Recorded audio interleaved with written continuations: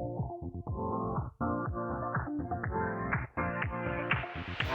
your life within the moment, and don't go wait until the morning. You never know when it is over.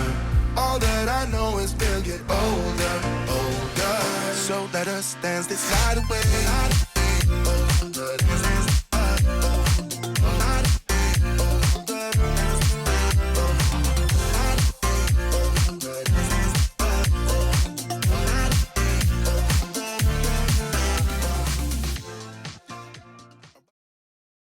Hello everybody, welcome back to another video. Welcome to the new year, 2023. I hope everybody had a wonderful Christmas and a nice New Year's with their family and friends. In today's class, we're going to cover the idiom to bend over backwards for someone. So why did I choose this idiom? Because I like this idiom. I think that it's a good one to know. And it has a very deep meaning or a deeper expression that you can show someone a lot of gratitude by using this idiom for the help that they gave you. All right, so let's analyze this idiom. Let's break this idiom apart so that we can understand it better. All right, so we do have a verb in this idiom, bend. So you may hear this, for example, if somebody was to bend over to tie their shoes or bend over to pick up a box. So we have this part in this idiom, bend over. In this case, we are bending over backwards. Doesn't make much sense, does it? How would one bend over backwards? So first, let's look at bending over forwards. We do this quite often. If we have to tie our shoes, we drop something on the ground that we need to pick up again. Maybe we need to pick up some boxes. So in our daily lives, we are quite often bending over, but we're bending over forwards. So let's look at bending over backwards. Now, who can really bend over backwards? There might be some gymnasts that have the ability to bend over backwards, but most of us are not able to do that. I know myself, for one, I'm not able to bend over backwards.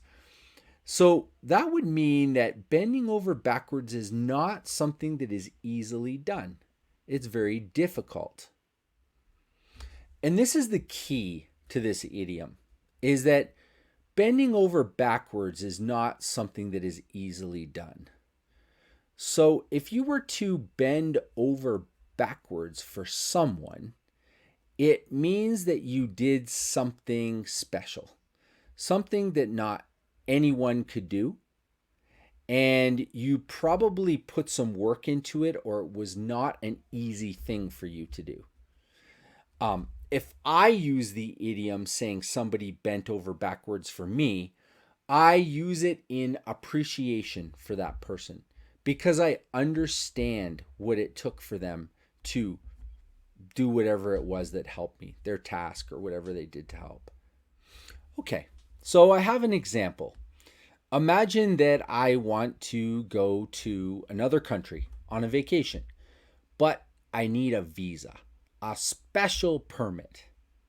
Now, maybe doing that paperwork on my own is a little challenging, a little difficult for me, very time consuming, and maybe I would never get the approval on my own. But let's imagine that I have a friend that works in the visa office or the embassy for the country where I want to go. Lucky me. And I ask them for a favor. Hey, can you help me with my application? I don't quite understand the process. Can you see if you can push my paperwork through or help me get approval? So I would imagine that this type of process is not that easy.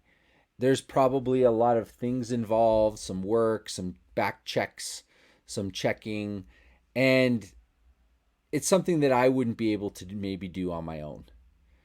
A few days later, my friend calls me, says, "Congratulations, Jay. I have your visa for you. Everything's fine. Everything's approved." and good luck to you. This would be a situation where if I was telling the story to somebody, I might say, yeah, my friend really bent over backwards for me, meaning that they went that extra mile. They put in that additional work to help me achieve or get something that wasn't so easy or simply done. Okay?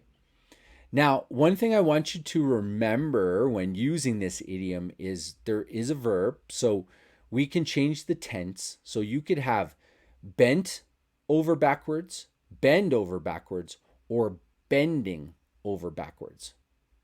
Okay? So go ahead, try to think of some examples for this one. Maybe it could be something just in your personal life, somewhere where a friend helped you along the way, or maybe something at work, some type of situation that happened to you in the office where somebody really, really helped you out. And you feel like this help was not something simple, it was something a little more difficult. Okay? Okay, well, I hope you enjoyed today's video. I hope it was a good explanation for you to help you understand this one a bit better. And I will see you in the next video. Bye for now.